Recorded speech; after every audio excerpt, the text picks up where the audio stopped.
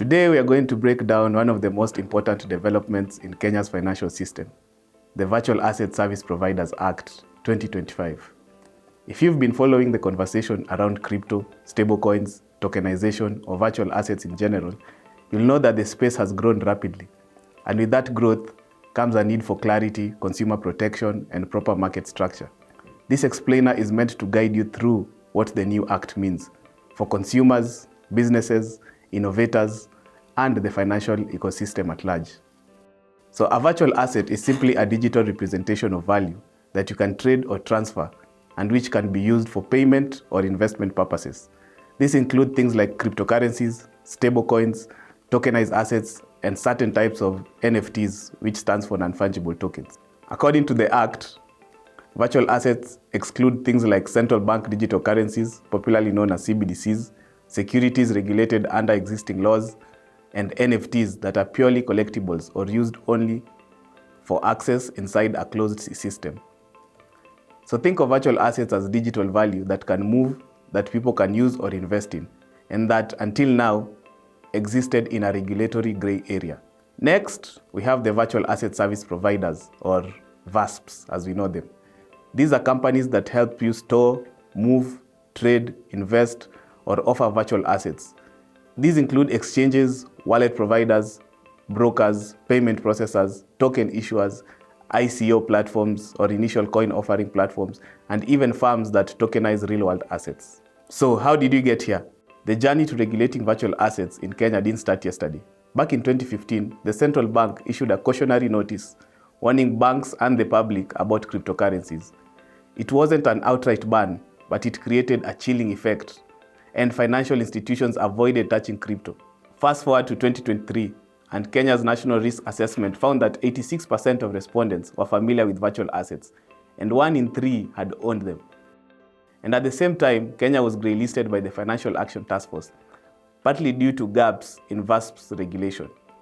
So by 2024 and 2025, it became clear that virtual assets were here to stay, and that the country needed a regulatory framework that balanced innovation, consumer protection, AML/CFT compliance, and financial stability. That's what led to the Virtual Asset Service Providers Act 2025, which was gazetted on October 21st, 2025, and officially commenced on November 4th, 2025. So what does the new act do? Let's break this down simply. The VASP Act does 3 major things.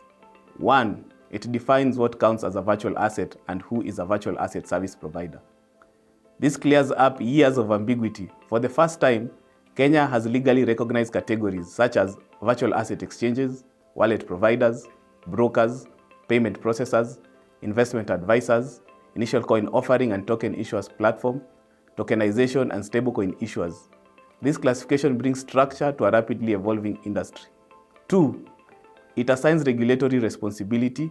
Oversight is shared between the Capital Markets Authority, which covers exchanges, brokers, trading platforms, tokenization, ICOs, investment advisors, and most market-facing activities. The second regulator is the Central Bank of Kenya, which regulates wallet providers, payment processors, and stablecoin issuance. Additionally, the Cabinet Secretary may designate any other regulator as the sector matures. This alignment mirrors what both institutions already do in traditional finance. 3, it makes licensing mandatory. So every virtual asset service provider must now be licensed, and importantly, only companies limited by shares, whether local or foreign company registered under the Companies Act, can apply. Individuals and informal operators are excluded. The licensing process looks at factors such as fitness and propriety of directors, cybersecurity standards, anti-money laundering controls, capital adequacy, business continuity, and consumer protection practices. Once licensed, a virtual asset service provider must seek approval before making major business changes, such as changing ownership, modifying services, or appointing a new CEO. The message here is clear. Virtual asset businesses will now be held to the same governance and compliance standards as other financial service providers. We now know what the Act regulates. Now let's go to what the Act does not regulate. The Act carves out clear exclusions. So the Act does not apply to closed ecosystems where digital tokens can't be traded outside the platform, digital representation of fiat currency, including central bank digital currencies and mobile money, non-fungible tokens that are not used for investment or payment, pure access or service tokens, and digital values that regulators expressly exclude by the relevant regulatory authority as the market evolves. Now let's move to operational and governance standards. One of the strongest parts of the Act is its focus on operational integrity. Some key requirements include VASP must have at least 3 directors, who must all be natural persons. No director may sit on more than 2 VASP boards. Companies must maintain adequate capital solvency and insurance. They must segregate client assets from company assets. They must provide audited financial statements. They must have proper cybersecurity controls. They must avoid conflict of interest. They may not offer mixer or tumbler services or any anonymity-enhancing services. If Kenya wants to build a trusted virtual asset market, then transparency and operational discipline are essential, and this Act enforces that. From my perspective, this Act brings 4 major opportunities. 1. Market legitimacy. Consumers and businesses can now interact with virtual assets through regulated, accountable providers, improving trust and reducing scams. 2. Innovation. Clear rules unlock innovation. Tokenization, stablecoins, and virtual asset management become viable business lines. 3. Global alignment. Kenya now aligns with global standards from Financial Action Task Force, the European Union, and emerging markets. This positions us to attract foreign investment and cross-border partnerships. 4. Competition and consumer choice. This Act allows responsible innovation to flourish while protecting users through strong governance and AML standards. This is how Kenya moves from informal crypto activity to a structured, competitive virtual asset economy. From where I sit, this Act is not the end, it's just the beginning. Regulation is often seen as restrictive, but in this case, it creates the foundation for a modern virtual asset market. It gives innovators clarity, it gives consumers protection, and it gives regulators the tools they need to deter abuse without stifling growth.